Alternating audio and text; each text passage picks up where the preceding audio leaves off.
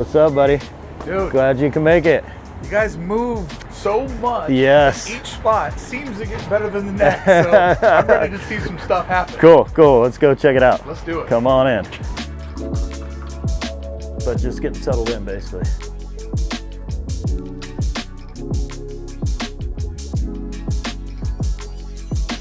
It's not all a log. No, it's not. The magic. Oh, and look at the green. Yep. Yeah, that's where we put Mount Hood or the beach or wherever we feel like we're at. Disneyland on the road.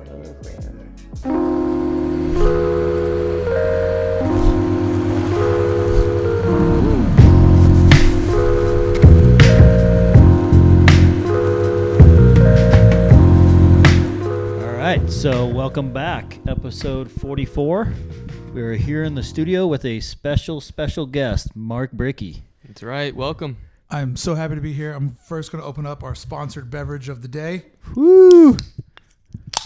There we go. Yes, Liquid Death. Just getting word in now that Plastic has been murdered by Liquid Death. More details soon. I can pick up this microphone, right, guys? Yes, I don't feel have to free. do like a press conference the whole time. All right, so first off, I think two of these microphones are mine. And They are. And look what you've done with them. Yeah, right? Yes. Put them to use. You built a cabin. I gave you your first two boards and you built a cabin, boys. I couldn't be more proud of you. Exactly. Teach a man to fish. Yep. Exactly. Yep. Teach a man to podcast. He makes his own YouTube channel. Put you out of business. What are you going to do? No, you inspired us. Yeah, you brought these to the old studio in Portland. There we go. When we filmed, I think it was when we filmed the WWE episode. Yeah. You had your shirt off with the belt on. Remember that? sounds like Yes. me. Yeah. If you guys Yeah. haven't seen that, go back and watch that one. It's on Mark's channel. He's got his shirt off, belt Guy on. who doesn't need to take his shirt off had his shirt off. Not a muscle on me. That was fun. Those WWE belts, man, they just bring something out of you. They do. Yeah. Well, they bring out the kid in you because, you know, I never was really into fighting or being that aggressive. You know, I didn't have an older brother, so, you know, maybe I was a little soft. But the pageantry of coming down the ramp to the song, that's all I ever wanted to do. Like, I just wanted to be in the WWE and just come down the ramp and then just wave at everybody and go away. And people were like, you know, you love to... Can I curse on this? Yes, absolutely. People are like, you love to talk shit and all this stuff. Did you ever think about being a wrestler? I'm like, I never wanted to be a wrestler. I want to be a wrestler's manager because that's all heel all the time. You know, Yes. get the referee confused, throw the chain in there to you choke the guy out. They're like, oh, what are we talking about here? Like, Talk I all love the it. crap and then let the big guy Yeah. come in and do the work. But I'm going to say this about Lincoln. Lincoln's that wrestler that has the belt that they won for being an individual champion, but also the tag team champion. So, you know, when they come down the ramp, they either have one on and one over the shoulder. Yep. Like, I love when a wrestler has two straps. You guys are a two-strap brand. Oh, yeah. Yeah. That's rad to That's hear. perfect. Yep. Jake asked me a question, like, when and how did you meet Mark? When, I can't. Oh, I know how we met. At the time, I had a producer that was helping with the podcast. This guy named David Defio, amazing dude, and he's just like, I want to help you out with the podcast. I know that you're trying to grow it, and he was a hip kid, and he had his ear to the street, and he's like, you got to interview these guys, Lincoln Design Co. Immediately, when I went over and saw what you're doing, I'm like, this guy gets it. This guy's building a design studio the way I always envisioned it should be built. And when I sat across from you, I hit you right out of the gate. Like, you're building the Bones Brigade of design. And I saw you go, try not to cry. Try not to cry. Because you know what that means, right? I was like, oh, I hope so. That's a huge compliment. Yeah. And my intuition was right because it's just been going and going. And, you know, It is funny how early you said that. Like, I remember meeting you right in that agenda. You were the new at, guy. At the hotel room. Yeah. Yeah. All of us were new. Yeah. The whole Yeah. Lincoln team Yeah. was still Yeah. just forming, you know, and like hearing you say that just brings back a lot of memories, and it's just it all became true. Beast Tamer writes, when is New Adventures in Design merch coming out? new AID merch. Let's sell the stuff that I already have sitting in the warehouse. Like, I think Hate Us Over Violent Gentlemen's like, you need to get this shit out of here. Here's the thing about merchandise. I think for me, you got to be at a certain level to really be making merchandise worth your while. To make money. I'm so busy making content that the idea of trying to figure out how to sell a t-shirt, design a t-shirt just escapes me. And so people are always like, when are you going to do this? When are you going to do merch? And for the YouTube channel, I'm like, merch store opens up at 100,000 subscribers because I know roughly how much money that is. And I know that there's money to pay somebody else to deal with it.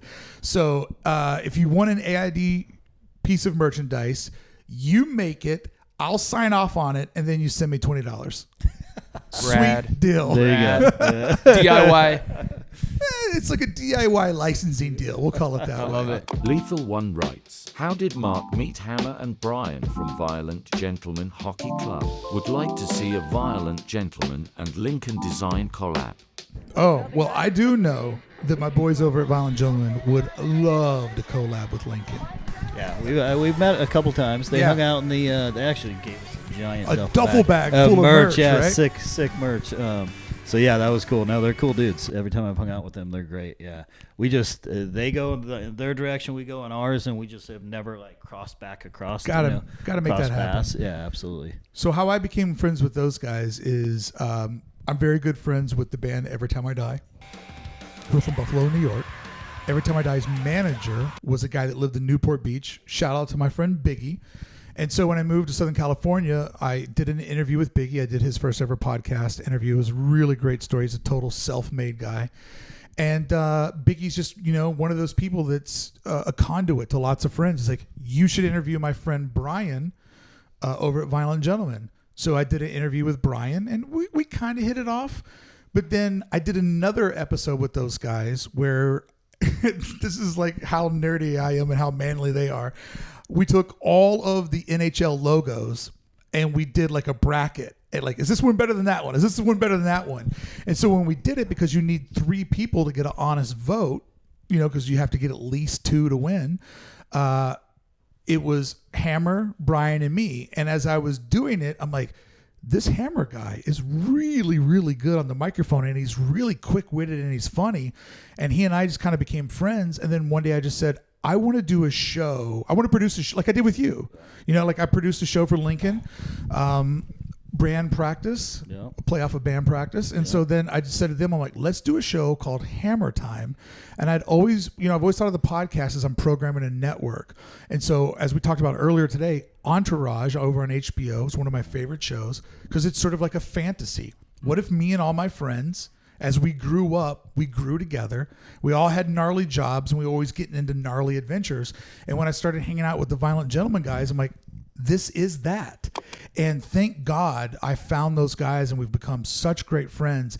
And we all made a conscious decision. We're going to get together every Tuesday during the pandemic and still record the show.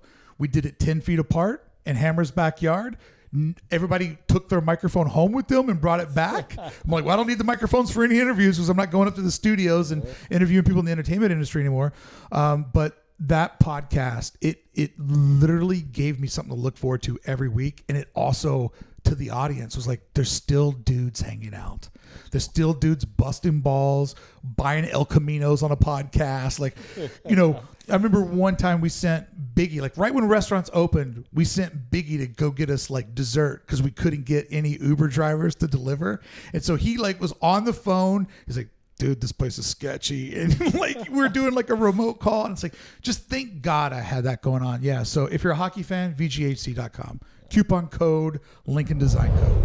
You're on episode 1580, I think you said? Yeah, I think you and I are going to record tomorrow's episode because that's how far ahead I plan things. I'm like, I'm going to be hanging out with Dan on Tuesday. There's Wednesday's episode. Quick, I think tonight, what you and I are going to lay down will be 1580. 1580. Yeah. Wow. Damn. So that's over 10 years? So in 2012, I uploaded the first episode with my friend Billy Bauman of Delicious Design League. We rolled together for 2 years as hobbyists. I think on the second episode, I made a joke to the audience. I'm like, I'll make you guys a deal. You pay me to do the podcast, and I'll quit my job and talk to you while you do your job. And it was just sort of a joke. Yeah. But it became a reality. And the podcast, I started to hate it after the first year because all I wanted to do was do it for my job. But in 2013, 2012, there was no way to monetize a podcast. And I started to hate the audience because I'm like, I'm like giving you this thing for free and I'm killing myself on it. And of course I would be really good at something that you can't put a price tag on. At the time, Apple would sell you anything through their store except for a podcast. I'm like, congratulations, dummy. You're really good at the one thing that you can't sell. And so it really drove me nuts and I started to get bitter and it was all just because I wanted it to happen so bad. And in 2014, on November 14th, it was a Friday, I launched the Circle of Trust. I figured out I'll give you an hour for free, but if you want to hear the bonus content, you got to be a member of the Circle of Trust. I figured out a horrible company to put up a paywall. And This was all by yourself, too, 100%. through your own website. I was doing it while I was in San Francisco. I was working so hard at that time doing craft shows every weekend. I think that year I did 50 different markets.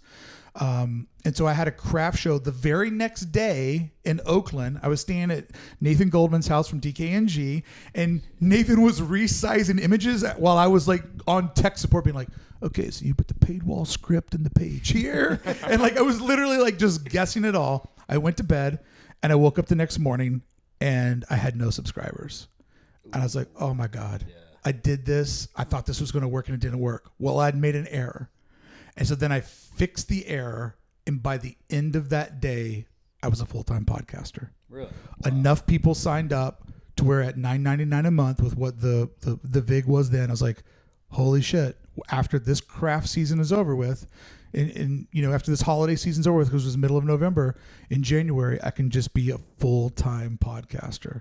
I mean, you've interviewed obviously a lot of people. Yeah. Do you have a couple of highlights? I mean, you've done some big name. Like you even mentioned, like Shepard and all those guys. I mean, Shepard was cool because that's the guy that's going to go down as our representative in our generation for art.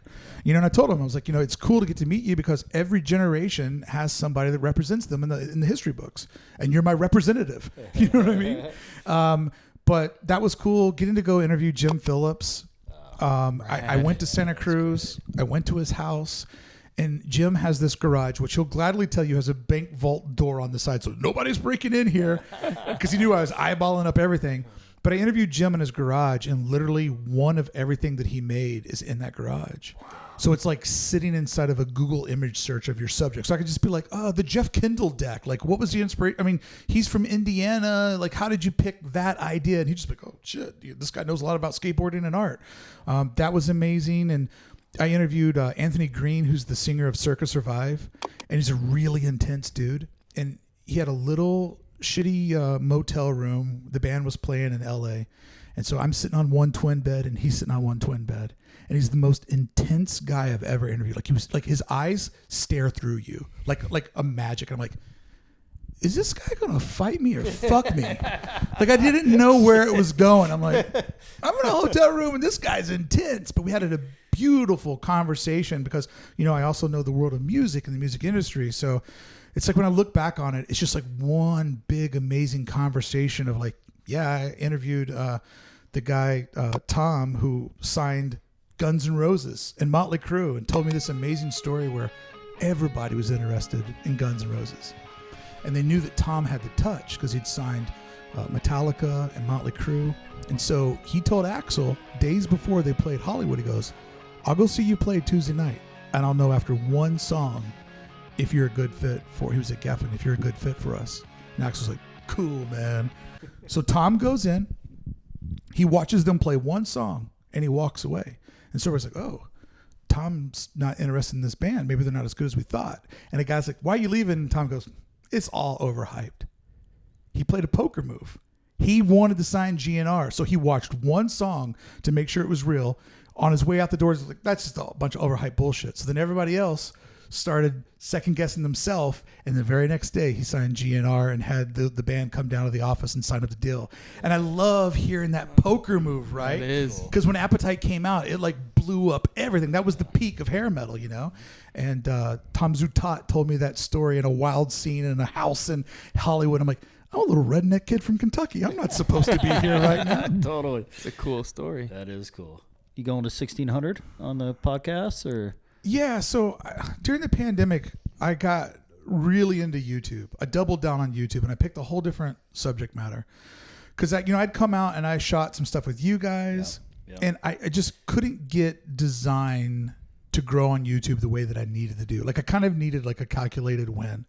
So I'm a huge Disneyland enthusiast. I don't really care too much about the movies. I just love the park because the park beautifully illustrates how design and art can be made into the real world environment. The whole thing's a giant art piece. So I started doing Disney YouTube, Disneyland focused YouTube. And so a lot of my podcast people were like, oh, so I guess you're getting ready to quit the podcast. And I'm like, no, you idiots. I'm doing this to save the podcast. Like, there is a ceiling on how big you can get on podcasting. And that ceiling was reached when celebrities started going backwards into podcasting because they took all the advertising dollars with them. Because guess what? I'm not Jason Bateman. And hey, I love Jason Bateman. Ozark's amazing. The guy's got such a great delivery. Arrested Development's awesome. I can't compete with Dak Shepard. You know what I mean? Like celebrities started doing my job. And the other bad thing about podcasting is it's fragmented. You know, you have the ecosystem that's iTunes, Spotify, Stitcher. So you have all these people listen to all these different shows. And the thing that cuts through are big names. And, you know, Joe Rogan worked really, really hard to be shaped like a muscle in blue jeans. I still know him as the game show guy, but you know, he worked hard and he made a niche for himself. And I just can't compete with that. So as a content creator and being somebody who pivots, I'm like, I kind of need to have a second rig. And I kept trying like, this would complement AID and this would complement AID. And none of those projects ever really gave me back what I could get out of them. And then I found myself in the pandemic and Disneyland was closed. And I was creative enough to figure out how to live stream from a place that didn't exist by walking around Google Street View, by queuing up POV, point of view rides. And essentially when Disneyland was closed, I was taking people into the park. I'm a good speaker. I was in a band. I'm an entertainer. And I'm just in front of a green screen that I accidentally bought a few months before the pandemic. And I just started going hard. And then it started to take off. And if there's one platform I think you want to be big in, it's YouTube. Because YouTube is similar to like TV. And I've been a guy on podcasting, which is like the radio. And you treat people on TV a lot different than you treat the guy on the radio. So the point of this ramble is that as YouTube's grown, it's made me incredibly loose with adventures in design. I was able to double my income, which then made it to where AID wasn't this like precious thing that I'm like, oh my God, if it breaks, my life falls apart. And I could just kind of sit back and be like, I'm in this for the long haul.